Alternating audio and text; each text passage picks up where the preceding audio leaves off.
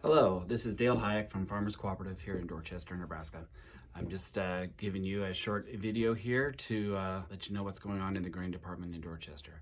First and foremost, I hope you and your family are safe and well during this coronavirus epidemic and mitigating through everything you need to get through. Obviously, it's a disruptor, and we're all I think we've all accepted it. It's just challenging, and we're all working through this together. Our employees have been doing a great job, and at the co-op here, if you've been to your local branch during the agronomy season here, I think we've done a great job on addressing protocols and trying to mitigate or minimize any kind of situation that may arise at any location. That being said, every week we're going to have weekly updates in the grain department of what's going on in the marketplace. It may include a recap of what's with reports such as crop condition reports, planting progress reports, exports, basis, anything that's just relevant in the marketplace for that week. So I think it's a positive thing, especially now since we're minimizing face-to-face contact. It's just another way to get in front of you guys and let you know what we're doing at the co-op. Even better news for you guys is you're not going to have to look at me. We're going to have two grain originators putting on these videos.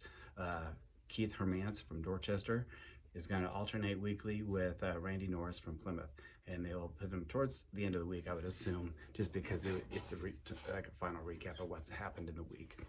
Unless there's something earth-shattering throughout the week, whether some big report, we may put something out during the week. So that being said, I'm just going to let you know what we're doing in the grain department. Operation-wise, as you know, and I've said it several times, we haven't slowed down. We're shipping grain pretty much aggressively, like we've never shipped before since last August. We had a big crop last year and we handled a lot of bushels, so we're trying to accommodate that, and operation guys said they can handle it through their agronomy season, so we're challenging them, and they've been doing a great job. So we have a lot of grain trains going out in April and May here, all the way through the summer months, and we're keeping space open at most places and just trying to keep the flow and fluidity of the grain flow.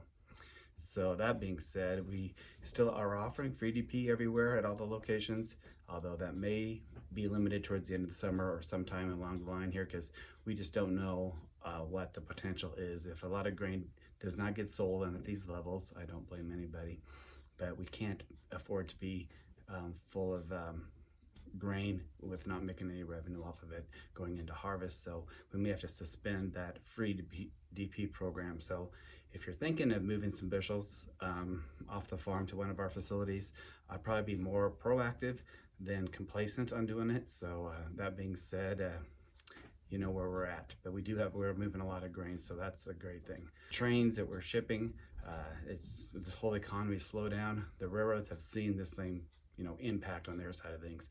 So the business sectors in the railroads, the ag is probably the one that is not really skipped a beat, except for the ethanol industry portion of it. But that's a whole nother subject. But as far as intermodal and coal trains and all that, that's all slowed down, as you can imagine, with this economy. So I think that's why the ag sector has been timely, and the trains have been timely, because those crews are still available out there with the railroads, and they're able to keep on shipping our trains that we have on the books in a timely manner. On the operational side of things, our new capital constructions and also our maintenance have not skipped a beat. I know you'll see on our website we have pictures out there and videos.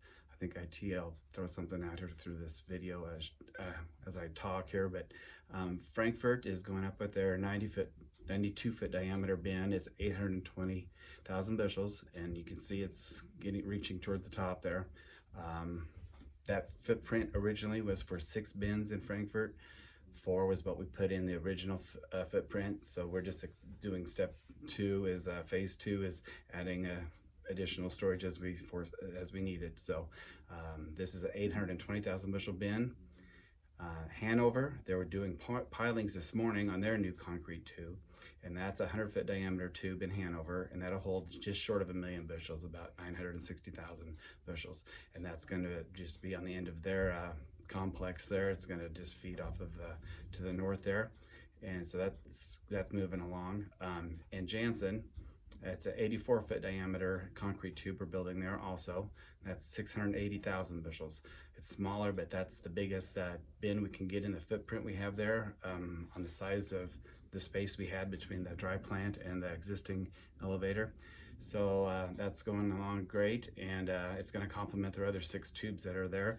So those have been moving along relatively well. All the contractors and subcontractors have been able to work through crews and personnel through this whole situation, so we're excited about that. The other project we have going on is Ohio's 500,000 steel bin, and that's going to complement. They have two 400,000 bushel bin fourplex there in Ohio, and this is going to feed off of that side to the north. And there are a couple rings up on that bin. You know, since the snow here last night, everything sort of slowed down a little bit, but I'm sure once we get going, the weather breaks, we'll continue forward. The other thing is we're working on the board approved a new bin complex, and we're going to start with one bin in Ruby, Nebraska. But right now we're going through some soil sampling there and figuring out what we're dealing with, and moving forward there too. So with all what's going on here, we're trying to do as best as we can. I mean, just like everybody else, we're working through this and trying to be as positive as we can, and I think our employees have been doing a great job. So that being said, you have a good day, and thank you.